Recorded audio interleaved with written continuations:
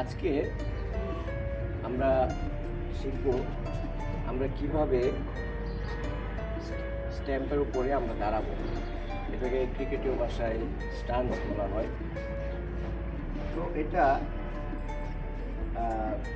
আমরা প্রথমে আম্পায়ারের কাছ থেকে যখন গার্ড নিব, আমরা কেউ লেগ স্ট্যাম্প, কেউ মিডল স্ট্যাম্প, এই দুটো স্ট্যাম্পে মূলত গার্ড নেওয়া হয়।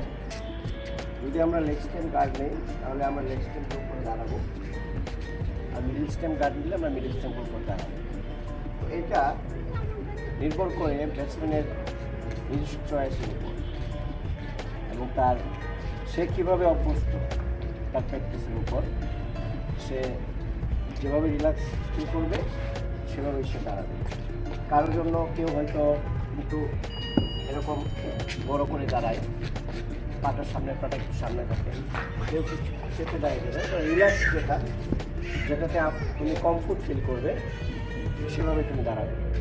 এটা নির্ধারিত কোনো নিয়ম নেই যে আমাকে এতটুকু ফাঁকা করে দাঁড়াতে হবে বা এতটুকু চেপে দাঁড়াতে হবে, এরকম নির্ধারিত কোনো নিয়ম নেই। তুমি যেটা রিল্যাক্স পাবে, তুমি যেটা আরামদায়ক বোধ করবে এবং তোমার শর্ট খেলতে, তোমার ড্রাইভ করতে, তুমি যেভাবে রিল্যাক্স ফিল করবে সেভাবে দাঁড়াবে। তবে গার্ড নেওয়াটা একটা গুরুত্বপূর্ণ বিষয়, কারণ তোমার স্ট্যাম্প সম্পর্কে তোমার ভালো ধারণা নেই। তোমার মিডল স্ট্যাম্প, তোমার অফ স্ট্যাম্প, তোমার লেগ স্ট্যাম্প কোথায় আছে সেটা তোমাকে মাথায় রাখতে হবে। এবং সেটা যদি তুমি না রাখতে পারো তাহলে তোমার বোল্ড আউটের সম্ভাবনা আছে, কট বিহাইন্ড হতে পারো, এলবিডব্লিউ হয়ে যেতে পারো।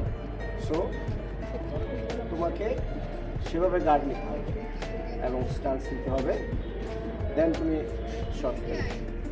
ধন্যবাদ।